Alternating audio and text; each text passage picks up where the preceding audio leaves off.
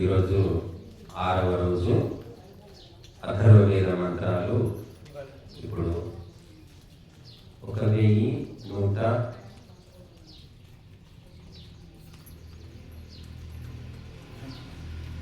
1196వ మంత్రం నుంచి మనము ఇప్పుడు చదివి ఆహుతిస్తాము. మొట్టమొదలు అందరూ కూడా స్వాహాకారం చెప్పండి. ఓం పర్వతాదివో యోనే రంగారంగా సమావృతం శేవో గర్భస్య రేతోధా సరోపర్ణ వివాదధ స్వాహా. ఓం యథేయం పృథివీమహి భూతానాం గర్భమాదధే ఏవాదధామి తే గర్భం తస్మై త్వామవసే హువే స్వాహా. ఓం గర్భం దేహి శనివారి గర్భం దేహి సరస్వతి గర్భం తే అశ్వినో భాదత్తాం పుష్కరస్రజా. ఓం గర్భం తే మిత్రావరుణౌ గర్భం దేవో బృహస్పతి గర్భం త ఇంద్రశ్చాగ్నిశ్చ గర్భం ధాతా దధాతు తే. ఓం విష్ణుర్యోనిం కల్పయతు త్వష్టా రూపాణి వింశతు ఆసించతు ప్రజాపతిర్ధాతా గర్భం దధాతు తే. ఓం యద్వేదరాజా వరుణో యద్వా దేవీ సరస్వతి యదింద్రో వృత్రః వేద తద్గర్భకర్ణం పిబత్. ఓం గర్భో అస్యోషధీనాం గర్భో వనస్పతీనాం గర్భో విశ్వస్య భూతస్య సోऽగ్నే గర్భమేహధాః. ఓం అధిస్కందవీరయస్వ గర్భమాధేహి యోన్యా వృషాసి వృష్ణ్యావన్మృజాయే త్వా నయామసి. ఓం వీధిః శ్వాభాధః సా మే గర్భస్థే యోనిమాశయా అదుష్టే దేవాః పుత్రం సోమపావుభయావినౌ. ఓం ధాతా శ్రేష్ఠేన రూపేణాస్యానార్యాగవిన్యోః పుమాంసం పుత్రమాధేహి దశమే మాసి సూతవే. ఓం త్వష్ట శ్రేష్ఠేన రూపేణాస్యానార్యాగవిన్యోః పుమాంసం పుత్రమాధేహి దశమే మాసి సూతవే. ఓం సవితః శ్రేష్ఠేన రూపేణాస్యానార్యాగవిన్యోః పుమాంసం పుత్రమాధేహి దశమే మాసి సూతవే. ఓం ప్రజాపతే శ్రేష్ఠేన రూపేణాస్యానార్యాగవిన్యోః పుమాంసం పుత్రమాధేహి దశమే మాసి సూతవే. ఓం యజోషి యజ్ఞే సమిధః స్వాహాగ్నిః ప్రవిద్వానిహ నో యువనక్తు స్వాహా. ఓం యునక్తు దేవా సవితా ప్రధానన్నస్మిన్ యజ్ఞే మహిషః స్వాహా. ఓం ఇంద్రముక్తామన్యస్మిన్ యజ్ఞే ప్రవిద్వాన్ యునక్తు సయుజః స్వాహా. స్వాహా శిష్టాః పత్నీర్పయతే హయుక్తాః స్వాహా. ఓం ఛందాంసి యజ్ఞే మరుతః స్వాహా మా దేవపుత్రం విప్రుతే హయుక్తాః స్వాహా. ఓం యేయమగన్మహిషా ప్రోక్షణీ పరియజ్ఞం తన్వానాదితిః స్వాహా. విష్ణుర్యునక్తు బహుళా తపాంస్యస్మిన్ యజ్ఞే సుయుజః స్వాహా. ఓం త్వష్టాయునక్తు బహుళానురూపా అస్మిన్ యజ్ఞే సుయుజః స్వాహా. భగో యునక్త్వా శిశోన్వస్మా అస్మిన్ యజ్ఞే ప్రవిద్వాన్ యునక్తు సుయుజః స్వాహా. సోమో యునక్తు బహుళా పయాంస్యస్మిన్ యజ్ఞే సుయుజః స్వాహా. ఇంద్రో యునక్తు బహుళా వీర్యాణ్యస్మిన్ యజ్ఞే सुयुजः स्वाहा अश्विना ब्रह्मणा यातमर्वाञ्चौ वषट्कारेण यज्ञं वर्धयन्तौ बृहस्पते ब्रह्मणाय यज्ञो अयं स्वरितं यजमानाय स्वाहा ऊर्ध्वास्य समितो भवन्त्यूर्ध्वा शुक्रा शोचिष्याग्निः युमत्तमा सुप्रतीकः सूनुस्तनोपा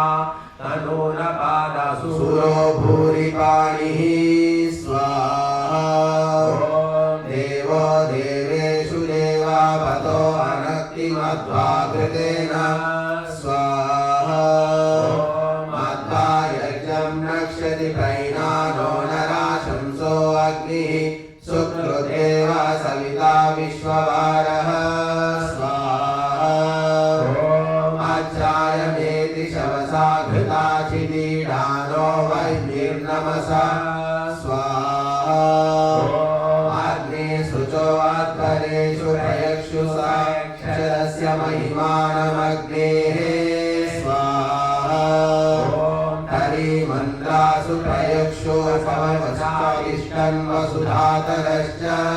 स्वाहा द्वारो देवी वनस्य विश्वे व्रतं रक्षन्ति विश्वः स्वाहा च साग्ने धाम्ना पत्यमाने आशुष्वयन्ति यजते उभागे उषासा नक्तेम यज्ञमवतामध्वरं नः स्वाहा दैवाहोतार ऊर्ध्वमध्वरं नोग्ने जिह्वया विगृणत गृणतानः सृष्टये तिस्रो देवी बर्हिरेदं सदन्ताविडा सरस्वती मयि भारती गृणाना स्वाहा तन्नस्तुरेपमद्भुतं पुरुक्षु देवत्वशाराय स्पोषं विश्वनाभिमस्य स्वाहा वनस्पते वसृजारराणमत्मधनादेवेभ्यो अग्निर्हव्यं शमिता स्वदयतो स्वाहा अग्ने स्वाहा गुणैः जातवेदः इन्द्राय यज्ञं विश्वे देवाः विदितं जुषन्तां स्वाहा प्राणान्नवभिः संमिमीते दीर्घायुत्वाय शतशारदाय हरिते त्रीणि रजते त्रीण्ययसि त्रीणि तपसा विष्ठितानि स्वाहा अग्ने सूर्यश्चन्द्रमा भूमिरापो नोरन्तरिक्षं प्रदिशो दिशश्च आर्तवारुद्भिः संविधानानेन मातृवृदा पारयन्तो स्वाहा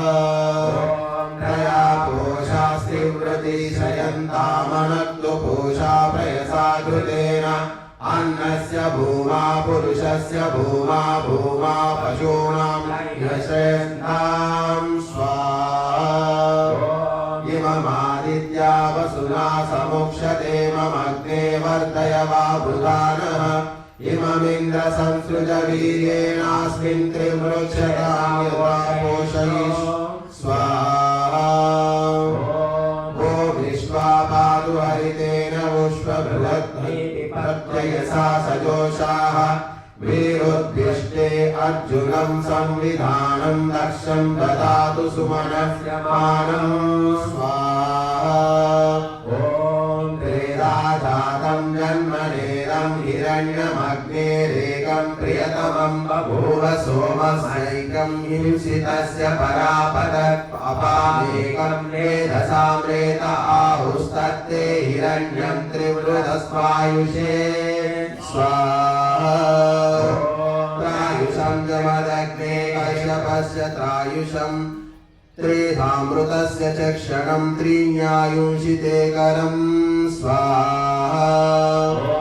त्रया सुपर्णास्त्रिवृता यदा यन्नेकाक्षरमभिसम्भूय क्षक्राः प्रत्याहन् मृत्युममृतेन साकमन्तर्दधाना दुरितानि विश्व स्वाहा इव स्वापातु हरितं मध्यात्वा पात्वर्जुनं भूम्या अयस्वयं पातु प्रगादेव भुरा अयं स्वाहा इमास्तिस्रो देव पुरस्तास्त्वा रक्षन्तु सर्वतः तान् स्वं बिभ्रत्वर्चस्तुत्तरो द्विशतां भव स्वाहा देवानाममृतं हिरण्यं याभिदे प्रथमो देवो अग्रे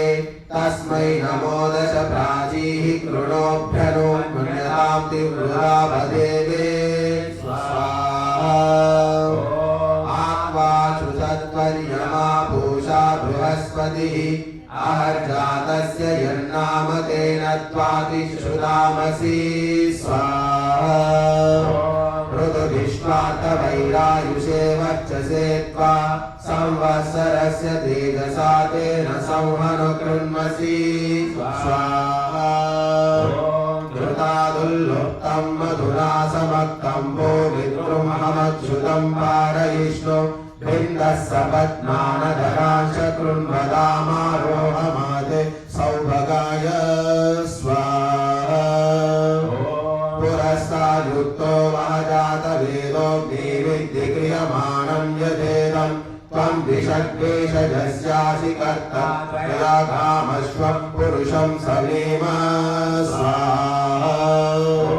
तथा तदग्ने कृणु जातवेदो विश्वेभिर्देवैः सह संविधानः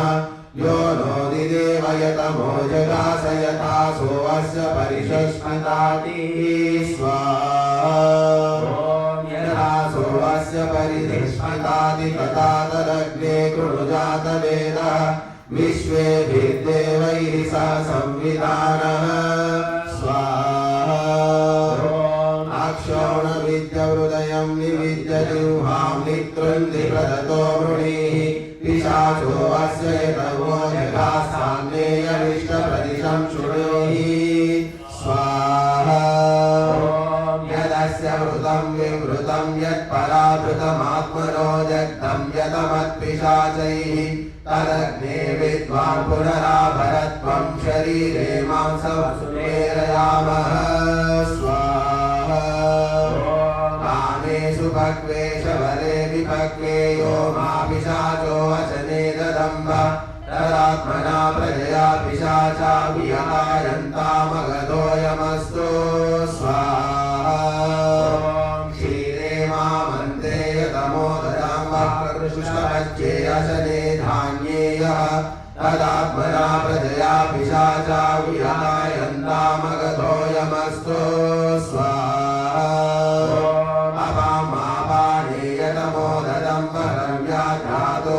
शयनेशयानं तदात्मना प्रजया पिशाचा विहतायन्तमागतोऽयमस्तु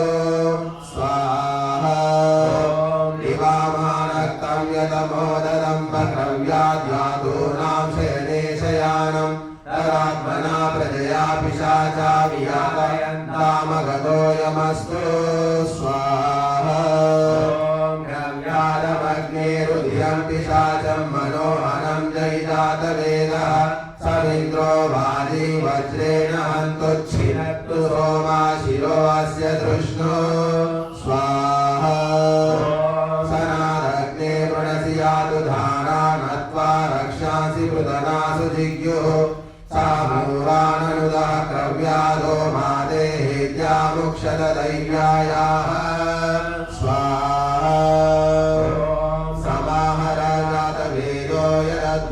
यत्पराभृतं गात्राण्यस्य वर्धन्तामंशुरिवाप्यायतामयं स्वाहा सोमस्येव जातवेदो अंशुरा प्रायजतामयम् आग्ने विरक्तिरं नेत्यमयक्ष्मं कृणु जीवतो स्वाहा एतास्ते अग्ने समिधा पिशाचजम्भनीः तास्वं जुषस्व प्रतिचैना गृहाण जातवेदः स्वाहा ताशागीरग्ने समिधा प्रतिगृह्णाहर्चिषा जहातु कव्याधूपं यो अस्य मांसं दहीष्यति स्वाहा आतस्तावता परावतस्तावता इहैव भवमानुगामा वदामि ते दृढौ स्वाहा यद्वा विचेरो पुरुषः स्वायधरणोजनः उन्मोचन प्रमोचने उभे वाचा वदामि ते स्वाहा यद्रुद्रोहितस्येभिषे स्त्रियै पुंसे अचित्या उन्मोचन प्रमोचने उभे वाचा वदामि ते स्वाहा यदेन सोमातृकृताच्छेषे पितृकृताश्च यत् उन्मोचन प्रमोचने उभे वाचा वदामि ते स्वाहा यत्ते माता यत्ते पिता जामिभ्राता च सर्जतः प्रत्यक्ष्येव स्वभेषजं जरदष्टिं कृणोमि त्वा स्वाहा इहै पुरुष सर्वेण मनसा सह दूतो यमस्य मानुगाभिजीव पुरायिः स्वाहा अनुहूता पुनरेहि विद्वानुदयनं पदः आरोहणमाक्रमणं जीवतो जीवतोयनं स्वाहा माभिभेर्नमरीश्वरीधरदष्टिं कृणोमि त्वा निरवोचमहं यक्ष्ममङ्गेभ्यो अङ्गज्वरं तव स्वाहा अङ्गभेदो अङ्गज्वरो यस्य ते हृदयामयः यक्ष्माशेनैव प्रापत्तद्वाचा साडा परस्तरां स्वाहा ऋषिबोधपरिबोधावस्वप्नो यश्च जागृविः तौ ते प्राणस्य गोप्तारो दिवानक्तं च जागृतां स्वाहा अयमग्निरुपसर्जैः सूर्यमुदेतु ते उदेहि मृत्योर्गम्भीरात् कृष्णाचित्तमसस्वरी ॐ नमो यमाय नमो अस्तु मृत्यवे नमः पितृभ्यो उदये नयन्ति उत्पारणस्य यो वेद तमग्निं पुरोदधे अस्मा अरिष्टतातये स्वाहा ये तु प्राण ये तु मन ये तु चक्षुरतो बलं शरीरमस्य संविदां तत्पद्भ्यां प्रतिष्ठतो स्वाहा प्राणेनागे चक्षुषा संसृजेमं समीरय धन्वासं बलेन एकामृतस्य मानुधर्मानुभूमि गृहो भुव स्वाहा मादे प्राणोपदसन्मो अपासनोऽपि धायिते सूर्यस्वादिभिर्मृत्योरुधाय चतुरश्मिभिः स्वाहा यमन्तर्वदति जिह्वावन्तापनिष्पदा त्वया यक्ष्मं निरवोचं शतं रोभिशतत्मनः स्वाहा अयं लोकाप्रियतमो देवानामपराजितः यस्वैतमीयमृत्यवेदिष्टा पुरुषजज्जिषे स चत्वानौपयामसीमा पुराजरसोऽमृताः ॐ यान्ते चक्रुरामे पात्रे यां चक्रुर्मिश्रधान्ये आमे मांसे कृत्यां यां चक्रो पुनः प्रतिहरामि तां स्वाहा यान्ते चक्रो कृतवाकाभजे वायां कुरीरिण आज्ञाते कृत्यां यां चक्रो पुनः प्रतिहरामि तां स्वाहा यान्ते चक्रुरेकशपे पशूनामुपयादधि गन्धर्भे कृत्यां यां चक्रो पुनः प्रतिहरामि तां स्वाहा यान्ते चक्रुरमूलायां बलगं वानराज्यां क्षेत्रे ते कृत्यां यां चक्रो पुनः प्रतिहरामि तां स्वाहा यान्ते चक्रुर्गाढपद्ये पूर्वाज्ञामुपदुष्टितः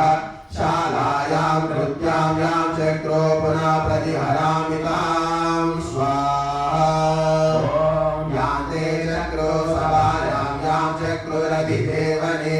आक्षेषु कृत्यां यां चक्रो पुनः प्रतिहरामि तां स्वाहा यान्ते चक्रो सेनायां यां चक्रुरिश्वायुधे दुन्दुभौ कृत्यां यां चक्रो पुनः प्रतिहरामि तां स्वाहा ॐ यान्ते कृत्यां कूपे वदतु स्पृशानि वाणि चक्रुः मणिकृत्यां यां चक्रो पुनः प्रतिहरामि तां स्वाहा ॐ यां चे चक्रो पुरशास्ते अग्नौ शङ्खसुते च यां लोकं निर्दाहं गव्याहं पुनः प्रतिहरामि तां स्वाहा ॐ अपदेन विभारैणां तां पदेन प्रहिंसि अधीरो मर्यादीरेभ्य संजभाराचित्या स्वाहा यश्च कारणशासककर्तुं शस्त्रे पादमधूरिं चकार भद्रमस्मभ्यमभो भगभ्यः स्वाहा कृत्याकृतं वरगिनं मोलिनं शपथेयम् इन्द्रस्तं हन्तुमादावदेनाग्निर्विद्यतस्त्वस्तया स्वाहा ॐ दोषोगाय बृहद्गाय जुमद्देहि अथर्वणस्तु हि देवं सवितारं स्वाहा ॐ तमुषीयो अन्ता सिन्धो सूनुः सत्यस्य युवानमुद्रो गवाचं सुषेवं स्वाहा सगानो देवा सविता साविशतमुराणि भूरि उभे सुष्ठुति सुगातवे स्वाहा इन्द्राय सोमभृद्विजा सुरोराजधावता सोतुर्यो वच शुनवत्तवं च मे स्वाहा अयं विषन्निन्नवो वयोरवृक्षमन्धसः विरक्षिन्मिमृधोदयिरक्षस्वनिः स्वाहा ॐ सुरोदा सोमपापे सोमद्रिणे युवाधेतेशानसपुरुष्टुतः स्वाहा ॐ पादं न इन्द्राभूषणादिलीपातुमरुतः अपामपासिन्धव सप्तपादन पातु नो विष्णुरुतद्योः स्वाहा पादानो ग्रावा पृथिवी अभिष्टये पातु ग्रावा पातु सोमो नो अम्वसः पातु नो देवी सुभगा सरस्वती पात्वग्नि शिवाये अस्य वायवः स्वाहा शुभस्पति उषासा नक्तोतनवुरुष्यताम् अपामपादविभृति गयस्य चिद्देव त्वष्टर्वर्धय सर्वतातये स्वाहा ॐ अष्टाभेदैर्यं वचः पर्जन्यो ब्रह्मणस्पति पुत्रैर्भातृभिर्युपातु नो दुष्करं प्रायमाणं सः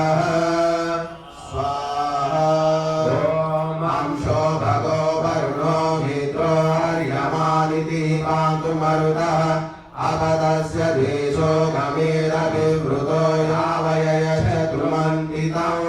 स्वाहा ॐ धिये समश्विना प्रावतं न उरुष्याण उरुजन्न प्रयुच्छन् योष्पितर्यावयदुच्छुनाय स्वाहा ॐ उदेनमुत्तरं नयाग्ने घृतेनाहुत समेनं वज्रसा सृज प्रजया च बहुं कृति स्वाहा इन्द्रेमं प्रतरं कृति सजातानामसद्वशि रायस्पोषेण संसृजतीवतेजरसेनय स्वाहा यस्य कृण्वो हविगृहे तमग्ने वर्धयात्वं तस्मै सोमो अधिप्रवदयं च ब्रह्मणस्पतिः स्वाहा योऽस्मान् ब्रह्मणस्पते देवो अभिमन्यते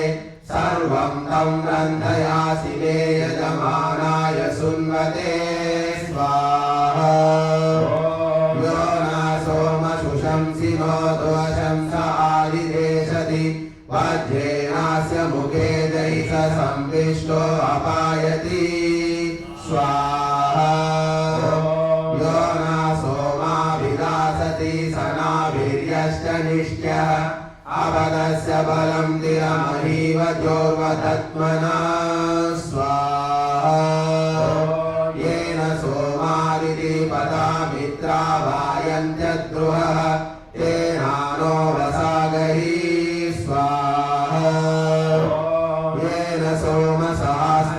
सुतान् रन्धयासिनः तेनानो हरिवोचत स्वाहा येन देवासुराणामोजांस्यं वृणीत्वं तेनानाशर्म यच्छत स्वाहा यथा वृक्षं विभुजा समन्तं परिषस्वजे एवा परिषस्वजस्मामधामां कामिन्यसो यथा मन्नापगासः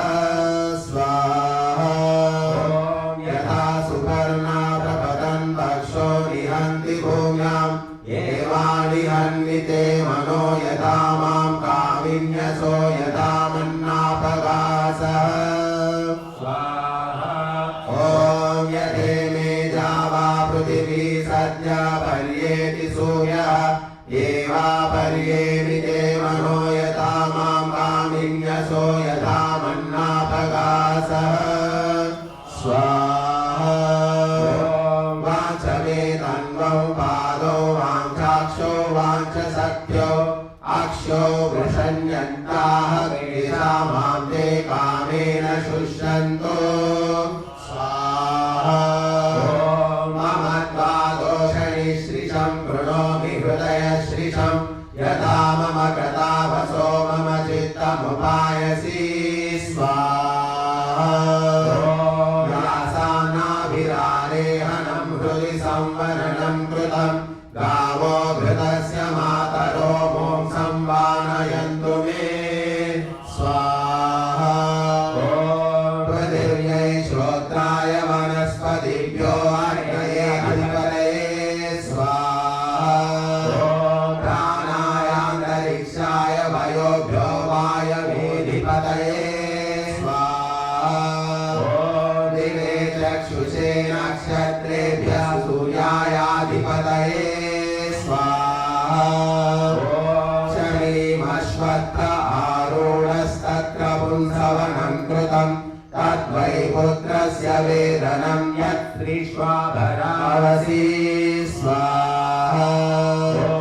पुंसि वैरेतो भवति तस्त्रियामनुशिक्षते तद्वै पुत्रस्य वेदनं तत्प्रजापतिरब्रवीत् स्वाहा प्रजापतिरनुमति सिनीवाल्यजिगृपत् सैषूयमन्यत्र ददत् पुमांसमुदधिका स्वाहा परिज्ञामिव सूर्यो हीनां जनिमागमं रात्रि जगदिवान्यर्थं सात्तेनाते वारये विषं स्वाहा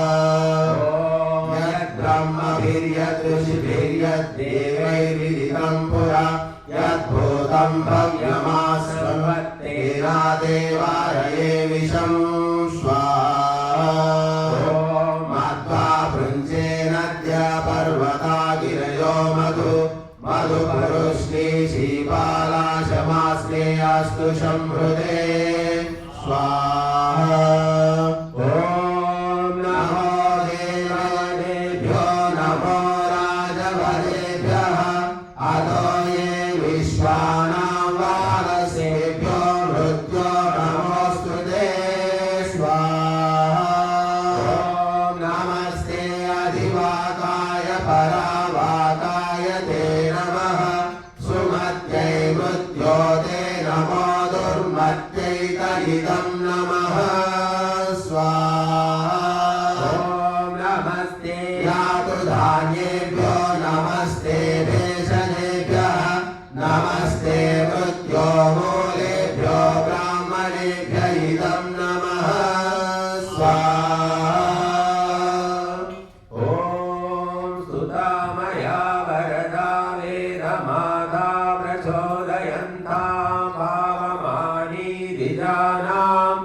आयो प्राणं प्रजां पशुं कीर्तिं द्रविणं ब्रह्मवर्चसं मह्यं दत्त्वा व्रजत ब्रह्मलोकं स्वाहा